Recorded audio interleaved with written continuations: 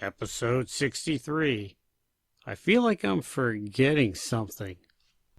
Sit back, relax, grab a snack. The 10-Minute Off-Road Podcast is about to begin. Welcome to the 10-Minute Off-Road Podcast. I'm your host, Nikki G. I'm here to inform, entertain, and delight your earholes with all things off-road for the next 10 minutes or so. Why 10 minutes? Well, let's just say Jeopardy starts soon. Alright, welcome to the show. I'd like to remind everybody you can listen to the 10-Minute Off-Road Podcast on Apple Podcasts, Google Play, Overcast, Breaker, CastBox, Pocket Cast, Radio Public, Stitcher, whatever the hell you're listening to it on now. If you're listening to this podcast, I really don't think I need to tell you how to listen to it, but you're listening to it and I appreciate it. You can be ignored by the 10-Minute Off-Road Podcast at 10minuteoffroad at gmail.com. That's 10minuteoffroad at gmail.com. And someday I'm going to check that email. I think I have it set up to get an alert on my phone if anybody ever decides to write into that. So far, all I get is messages from Anchor.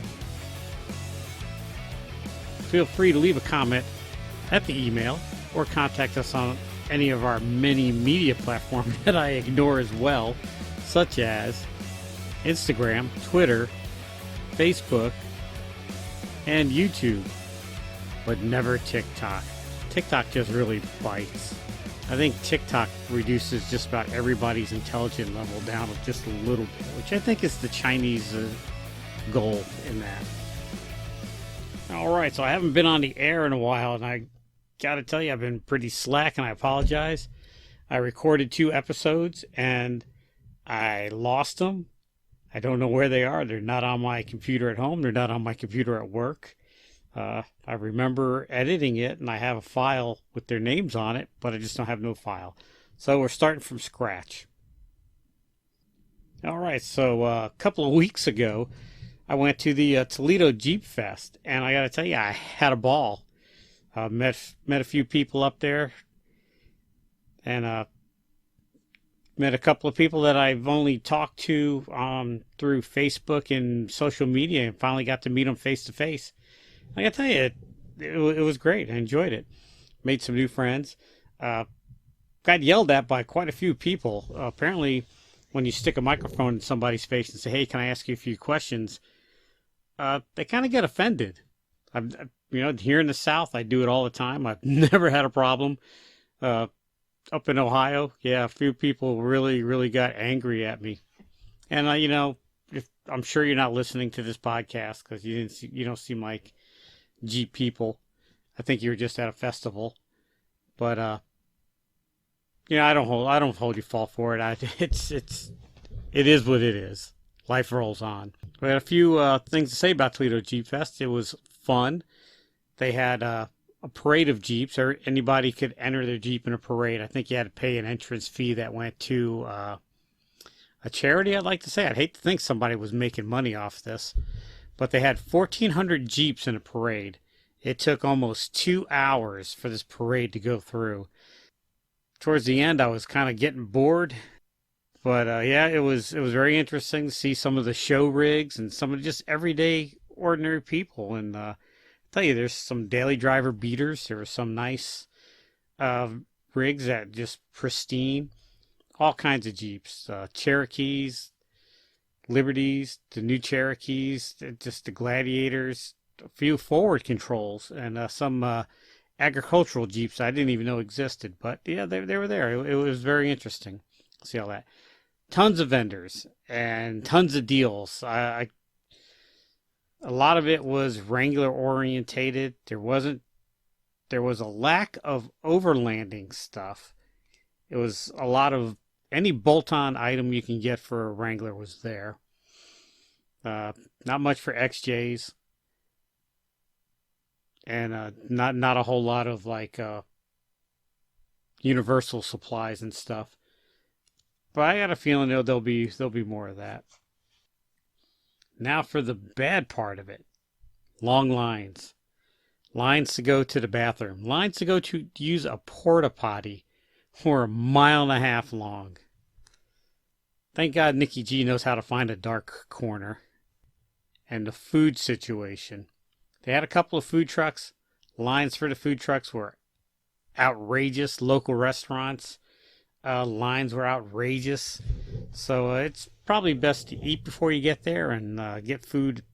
Pack a cooler, maybe. I don't know. Another good thing about it is Toledo Jeepfest talked to the city of Toledo or the county park services or whoever they talked to, and they opened up a riverfront park to overlanding and camping.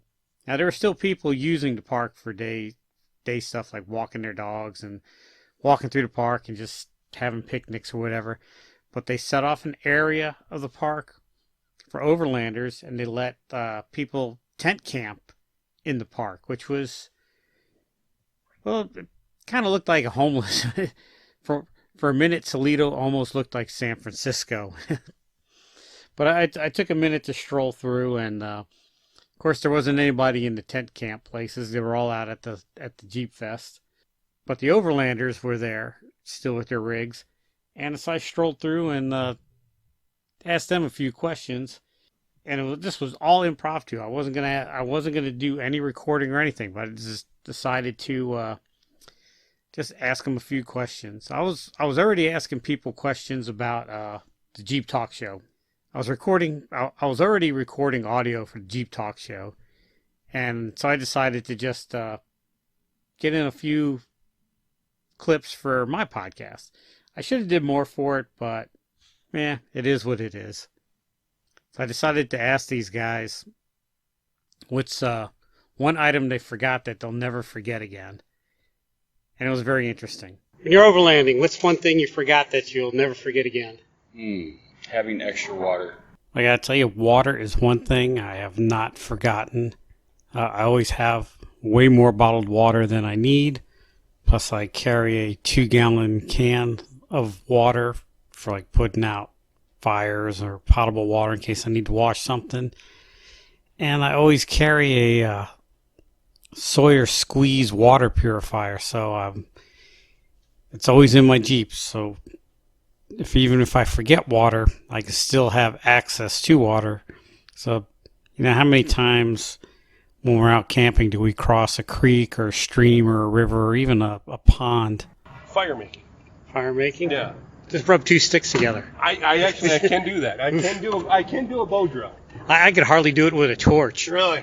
That's funny. I do it accidentally all the time, but intentionally it's hard. Yeah, intentionally making a fire is...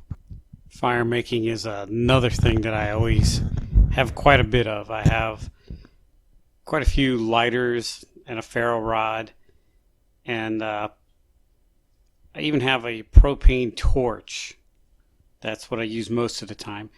And then I got a lot of little fire starting stuff. Like I have these little tiny Duraflame fire starters I carry with me.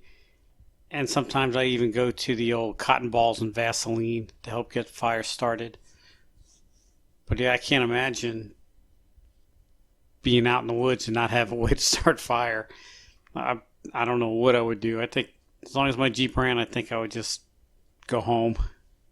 Man, probably a toilet. I love my toilet. Yeah. It's the small handy things. That and a hot water shower. Yeah. When you're going on long trips, just makes it well worth it. You just always dig a hole. Yeah. Like they made us do in the Boy Scouts. I think that was just cruel. Yeah. Some toilet paper. Yeah, that you can't live without. I don't know about that. A toilet seems like an extravagant luxury item to carry. I do fine with just a shovel digging a little cat hole in the woods. Now, I tell you, toilet paper and baby wipes is a must. I must have. And I recently upgraded to using a bucket. But yeah, carrying a camp toilet. I know people that do, and I'm not bashing anybody. But to me, that's a luxury item. And, everybody's allowed one or two luxury items to take with them. My crap, I don't want to take it with me. And I know you guys are going to jump all over me, but pack it in, pack it out. But I said it before, I'll say it again. I've seen lots of rabbits and lots of wildlife out in the woods, and I've never, ever, ever once seen them carrying a bag of poop. Poop's natural. It's good for the environment. Alright, so that's about all the time I have for this week. I'd like to thank everybody for tuning in. Leave me a comment on what you've left behind and what you won't ever leave behind again. I'd love to hear it. And until next time, this is Nikki G saying, wheel what you got and be happy.